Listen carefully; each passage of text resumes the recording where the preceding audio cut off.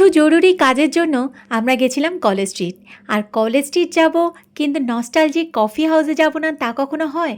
নানা জরুরি কাজ সেরে ঢুকে পড়লাম কফি হাউসে। আর সেই বহু পুরনো নস্টালজিক কফি হাউস দেখে আমার একটা গানই বারবার মনে আসে, কফি হাউসের সেই আড্ডাটা আজ আর নেই, আজ আর নেই। কিন্তু আড্ডা নেই কে বললো? প্রত্যেকটা টেবিল জমিয়ে সবাই আড্ডা মারছে। 1 এপ্রিল থেকে নতুন প্রাইস দিয়ে ওরা নতুন মেনু চার্ট তৈরি করেছে। আমরা অর্ডার করেছিলাম চিকেন কাটলেট, ফিশ ফ্রাই আর ফ্রায়েড মোমো। কফি হাউসের অ্যাম্বিয়েন্স নিয়ে নতুন করে কিছু আর বলার নেই, তবে খাবার বিষয়ে বলবো, সমস্ত কিছু টেস্ট করে যেটা বুঝলাম, আগের থেকে খাবার কোয়ালিটি অনেকটাই কমে গেছে। তবে এখানকার চিকেন কাটলেটটা খুবই ভালো লাগলো। তোমরা যদি কফি হাউসে ভিজিট করো তাহলে চিকেন কাটলেটটা অবশ্যই ট্রাই করো। আর যারা কলকাতায় আছো তারা তো আসছোই, কিন্তু যারা কলকাতার বাইরে আছো তারা কলেজ স্ট্রিট এলে কফি হাউস অন্তত একবার ভিজিট করো। আশা করি তোমাদের খুব ভালো লাগবে।